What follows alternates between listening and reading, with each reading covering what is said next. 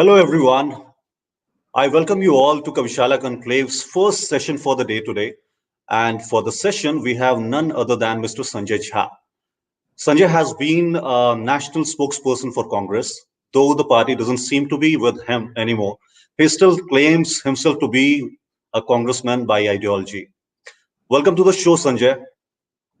Astitwa, a pleasure to be here, and thank you all so much.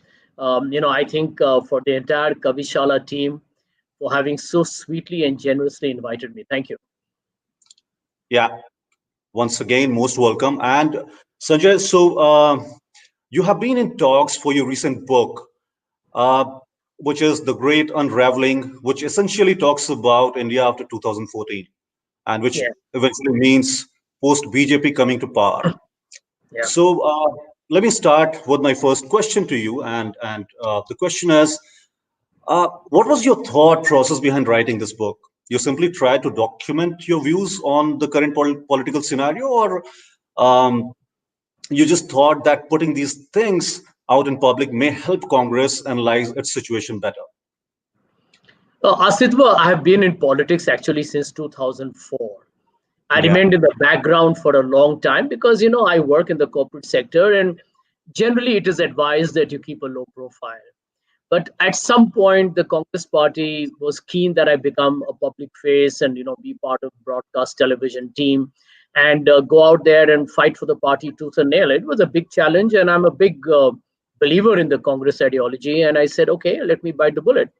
Uh, the reason why I wrote the book, honestly, is because I felt that it was not just a change of government that happened in 2014.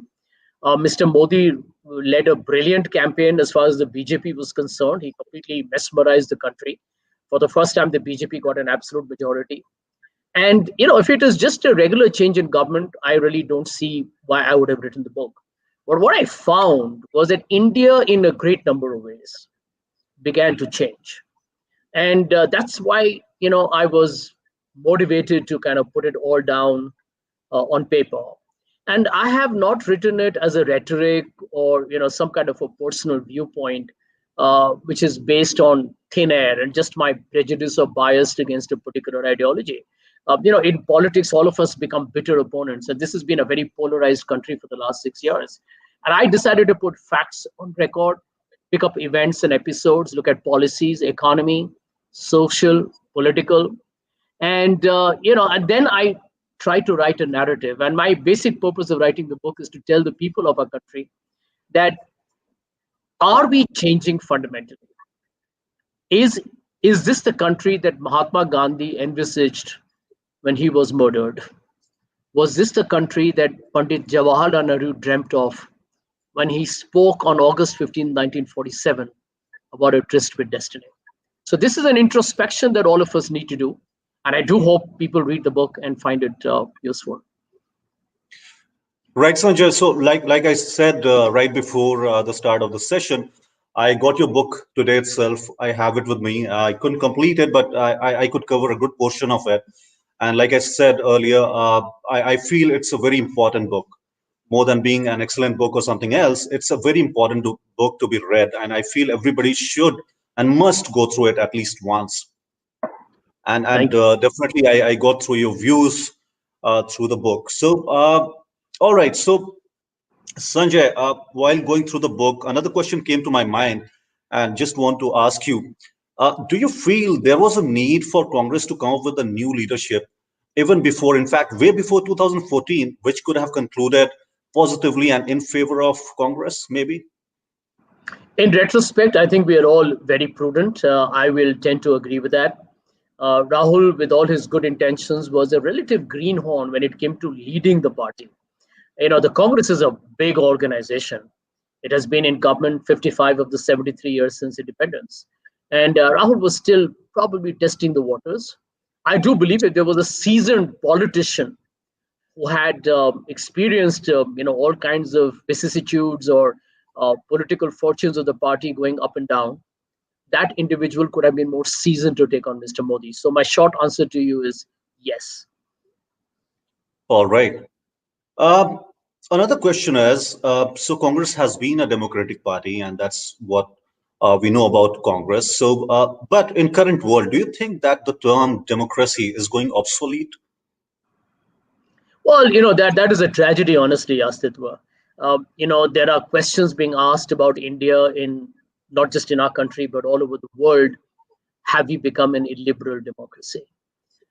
Do people have the freedom to say what they want to say? In politics, I can tell you that every time we took on Mr. Modi's government, somebody from the BJP, a spokesperson, called and said these are pro-Pakistani sympathizers and they should be put on the first fastest train to Lahore. I think this is a ridiculous debate, honestly.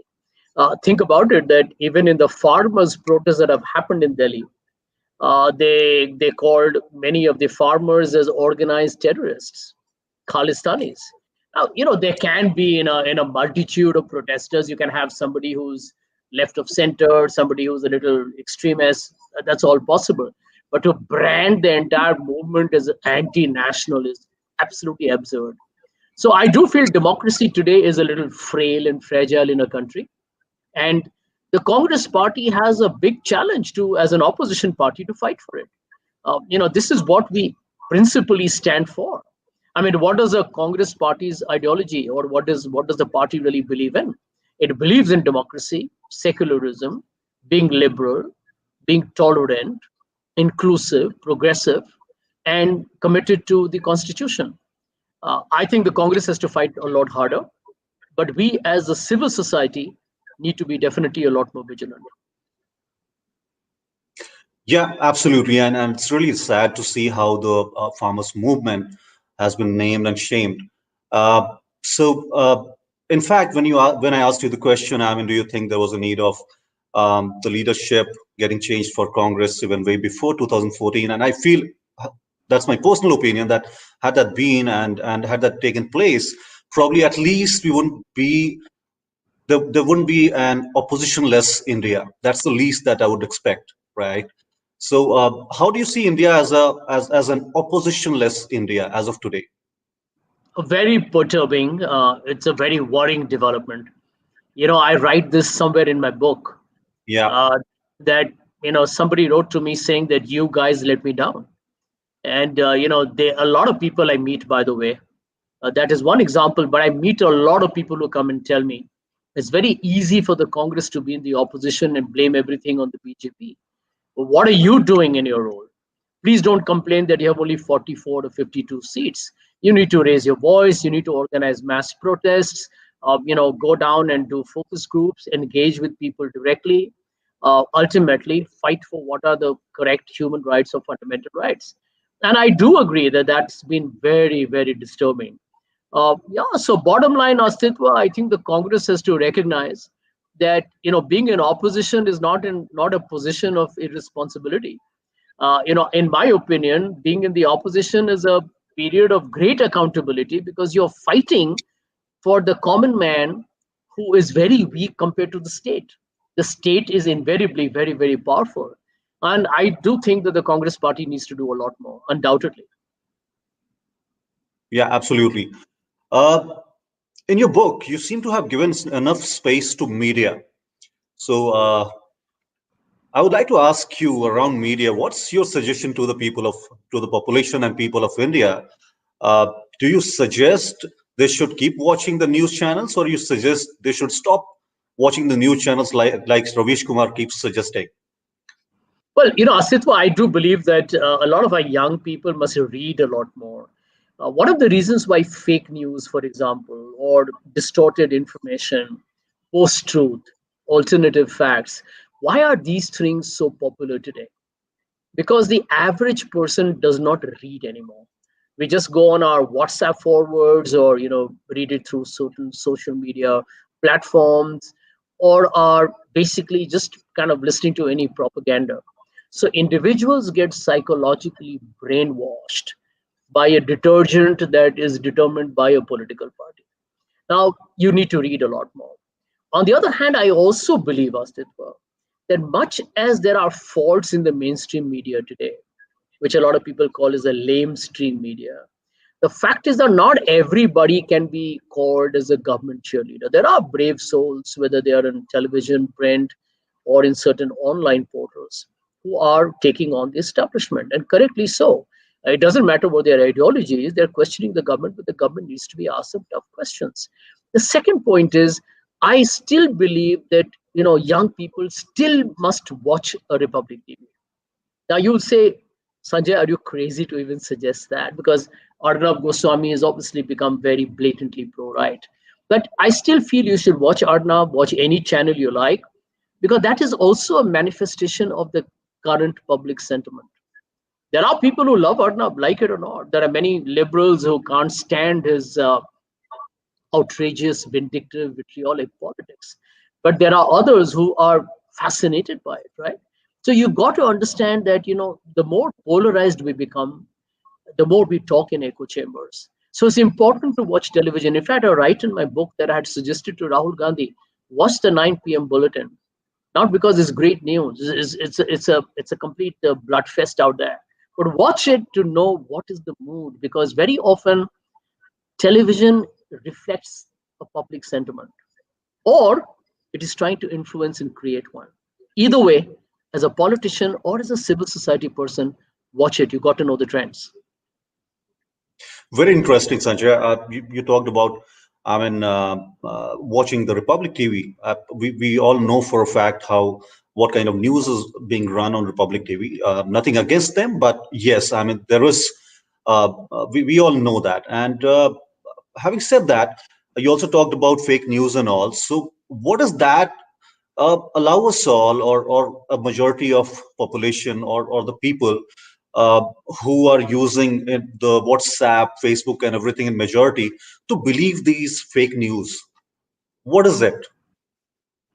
Well, the truth is, as I said, that human beings have a very limited attention span order.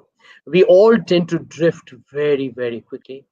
Now, what happens with WhatsApp, etc., is very personalized, and they give it to you in interesting bites, snacking items. And if it becomes part of a political party's strategy, communication strategy, then I think we are in serious trouble. I'm fully aware that the BJP IT cell is notorious for the amount of fake news is put out there in social media. It's all documented. It's not something that I'm just shooting from the hip. You can see a whole record of it in Old News or Boom Fact Check and so on. That is the biggest danger to democracy. I'll give an example. I'm aware that in the last Uttar Pradesh election, and I was told this by a very reliable journalist, there were thousands of groups created by the BJP that sent out a message to the people of Uttar Pradesh that in a span of by 2050 or some odd year, the Muslim population in India will exceed the Hindu population. Now, we all know mathematically this is impossible, but this is the kind of fear psychosis that is being given to people in India. So, think about it, Astitwa.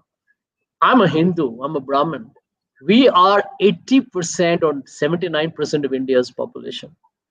But now the majority of India's population is being told that you should be very fearful of a minority 14%. And people are buying into that story. So I do believe that this is the danger. People consume it because it sounds interesting, because the other guys are not counter attacking it or not clarifying the errors or not challenging the fake news. And I think this is where the liberals have been lazy. The Congress party has been equally incompetent. Yeah, yeah, great. Sanjay, coming to the next question. In fact, I have a harsh question for you, Sure. and that's so how come even after remaining in power for more than 5 decades, and which is the Congress party, the Congress cadre has not been as loyal as uh, the other national parties, the cadres of other national parties. Astitwa, you are a And very generous anything, guy. That is not a yeah. That is not a yeah, harsh question at all. I'm used to Arnab Goswami and a whole lot of pretty aggressive salvos flying at me. You're a very generous man. But you finish your question, then I will answer that. yeah. So that was my question, and you being an exception to that, you are an exception to that question, obviously. Yeah, I can say that. Okay. Okay. Thank you very much, Astitwa. I do believe that the Congress is not a hardliner, a fundamentalist party. The reason why the BJP has more loyal cadres is because people who join the BJP, majority of them, I'm not saying that everybody is, necessarily extreme, kind of right wing there, but many of them actually believe in this Hindutva ideology that India must become a majoritarian country and that we must redress the grievances of the past, and Muslims have to be treated as second-rate citizens. Uh, Congress is more a loosely fragmented party for a simple reason that it is a very fluid, all-embracing philosophy. Uh, hey, we got to live together. We got to live as brothers and sisters. There should be no demarcation based on religion. There should be no segregation based on caste. Forget the fact that there have been, cases of, vote bank politics, but that's not the ideology of the party. Tactically, yes, the party may have made errors. Now, so therefore, the party today remains at a larger level an umbrella party, which says that if you want an India which is democratic, which is free spirited, where there is a greater degree of tolerance, and no matter what differences we have, we need to find a collective solution to that. That party can never be a rigid, kind of. It cannot be doing drills like the way the RSS does. So I think it, to a great extent, the Congress remains a large, shall we say, pond where everyone can come in and take a bath in. And it doesn't matter what's the color of your skin, which temple or which mosque do you go to, and frankly speaking, which caste or subcaste do you belong to. For this kind of party, it's important, and that's the reason why we have lost a lot of people, is that we lead by example. What has happened is that because we have not been defending our own ideology with the kind of passion and vigor that we need to, the BJP and RSS has provided a different alternative view of India. And therefore, the idea of India is dying. And a new idea of India is emerging, which is more retrograde, regressive, and archaic, and to a great extent driven by a very primitive tribalism and a focus on religion. Yeah, nice that you threw some light on the ideology of Congress as well. Because uh, uh, if you ask me, probably I would say that not too many people are aware of the ideology of Congress as of today. Like you said, that not we are not defending our ideology like the other parties are doing it, right? So yeah, so that's the truth, and good that you threw some light on it. Now, Uh, I think I can add to that. If I give you an example, I think the Congress party today needs to protest a lot more on these anti-love jihad laws which are being implemented or enacted in different BJP ruled states. yeah, I do believe that love is a sacrosanct sentiment between a man and a woman or a boy and a girl. How can a state intervene in that relationship and absolutely. tell somebody that you need to go and get permission from a magistrate before you get married? And if the state begins to, that means that when love becomes a bad word, when love becomes a four-letter word, we are in deep trouble. Yeah, yeah, that's really sad. That's really sad, and we keep getting seeing those news, and Yeah. it's really pathetic how it has been taken up. Uh, all right. How do you see BJP's impact on India in the last 7 years? Impact on its society, its culture, and its historical understanding, especially. Well, I do believe what the BJP is doing is playing a conventional role of cultural nationalism.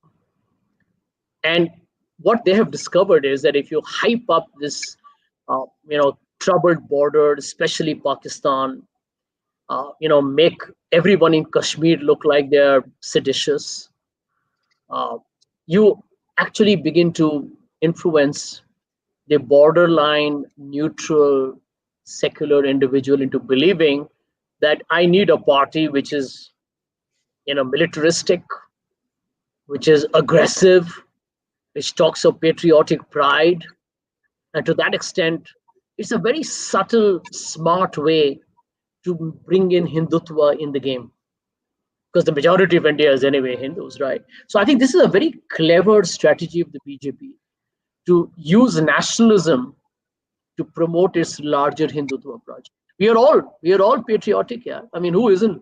I mean, all of us are, diehard Indians. We will die for our country. We don't need the BJP to tell you that. I mean, how did the BJP suddenly become the custodian of either Hinduism or India's nationalism? And I think the BJP has changed the political narrative using these. Now, for example, the images of Mr. Modi laying the foundation ceremony of the Ram Temple. I mean, these are all what I call as very, very in your face messaging of the religious complexion that this government is happily indoctrinating into its public persona.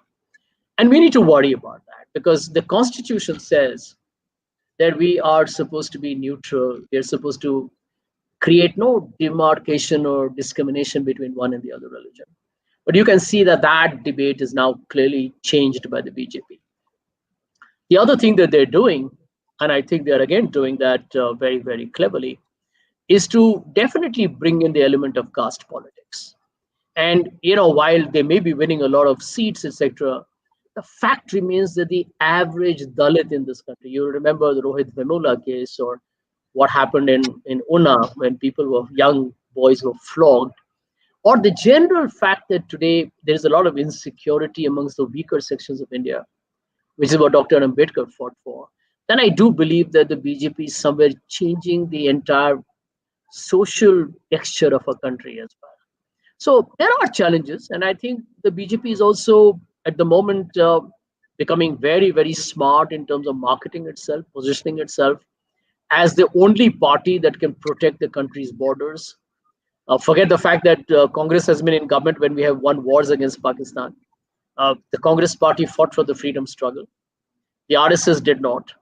But it is the BJP which is trying to appropriate that space. And therefore, I believe it is very important that India's opposition parties led by the Congress are able to create a counter narrative. Absolutely, absolutely. I completely agree. That's absolutely very, very important. I think we have last few minutes, and I have a couple of questions for you left. Sure, sure. So another question is, when do you think the disintegration within Congress started? I do believe that, although we won the elections, well, not entirely, we formed a coalition government in 2004 and 2009. The Congress party neglected the foundational base of its organization. Now, if you look at the Congress org structure, it's massive. It's in blocks and panchayats and small villages. Now you need to keep that entire machine working. There's dialogue, there are elections, there are discussions, there are protests, there is a lot of messaging going on. I do believe that the Congress looked away from it. Everybody was too busy in Delhi running the government, holding on to their ministerial portfolios. So a lot of people will tell you that the disintegration began after 2014 when we lost. But in my opinion, we neglected it from 2004 onwards. Now, you might have won the election because there was a sentiment in favor of Dr. Manmohan Singh. The middle class backed him on the civil nuclear deal. The economy was doing around over 9%. People were happy with the Congress government. The RTI, Manrega, these had a very positive repercussion.